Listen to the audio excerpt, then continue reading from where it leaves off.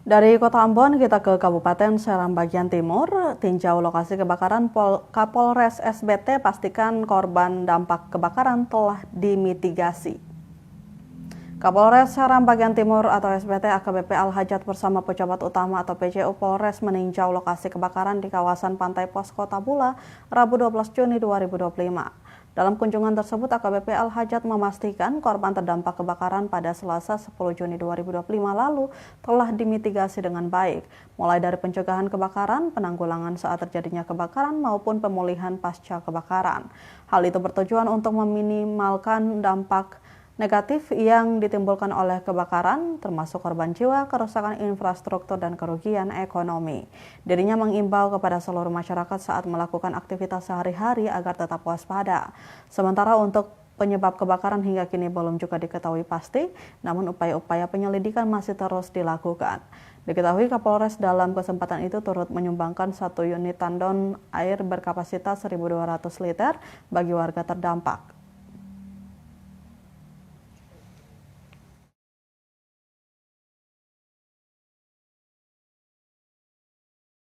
Sini untuk mengecek lokasi kebakaran, memastikan bahwa masyarakat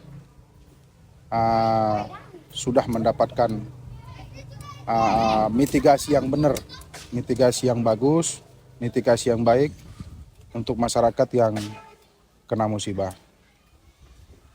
Memastikan bahwa menjadikan pelajaran buat kita kepada seluruh masyarakat yang ada di SBT untuk menghindari, mengantisipasi supaya hal-hal seperti ini tidak terulang. Kami menghimbau dari Polres SBT kepada masyarakat untuk selalu menjaga minimal listrik,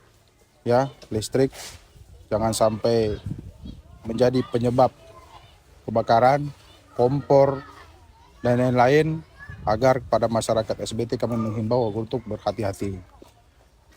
Dan lagi pun untuk penyebab kebakaran hari ini yang terjadi di Bula saat ini, kami masih melakukan penyelidikan dan masih berkoordinasi dengan laboratorium forensik untuk mencari tahu penyebab kebakarannya dari mana.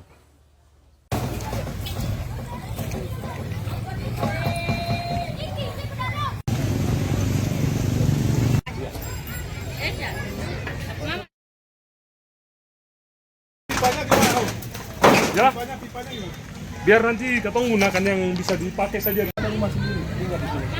Habis barangnya.